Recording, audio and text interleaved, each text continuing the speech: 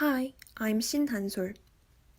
First, I'll explain about some short information about this palace, and then I'll tell you some surprising story. Gyeongbok Palace was built in 1395 and it symbolizes the start of Joseon Dynasty. Joseon Dynasty was established in 1392.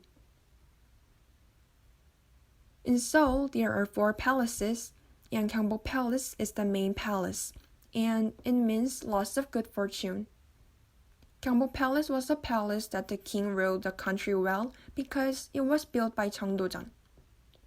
Then, who is he? He is the archist of the new dynasty, Joseon. He had a thought that the king is the symbolic presence and he should concentrate on government operation. His thought was applied in this palace, and most of the king didn't like this palace. Why? Because of his thoughts, the palace surrounds the king and he couldn't enjoy the view or resting place. It was just for government operation, so it looks good, but that's it. If you look at Korea's other palaces, you might think that the palace is in harmony with nature. Yes, it's true. People didn't cut the mountain or ground. They just used the topography and made it like the palace is in nature. The great example is in Cheongdam Palace. The back garden of Cheongdam Palace is so beautiful that it is often called the most beautiful garden in East Asia. However, look at this picture.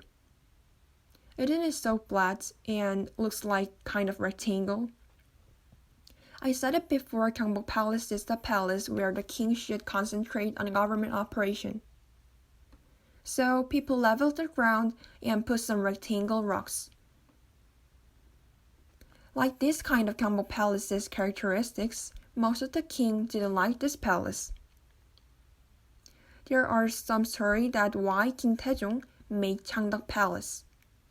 King Taejong killed Jeong Do-jeon, who built Gyeongbok Palace, and he built other palace called Cheongdam Palace to enjoy the life of king. So in Cheongdam Palace, there are so many gorgeous landscapes. Like this case, most of the king didn't like Gyeongbok Palace. But there's one king that loved Gyeongbok Palace. Guess who is he? He's King Taejong. He's the king who loved the people and ruled the country of this thought. How could I help people that they can live better? He didn't care about his rest or joy of watching the landscape. He just strives only for the national affairs. He was a very upright man. When his administered the affairs of state, he didn't sit down in Kunjeongjeon, which is the main building of Gyeongbok Palace. He stood up in front of officers and did some work. Why? To be humble. And he worked all day long. Now, you can know. Gyeongbok Palace was the symbol of King Taejong. We can say Jeong Do-jeon built and King Taejong achieved.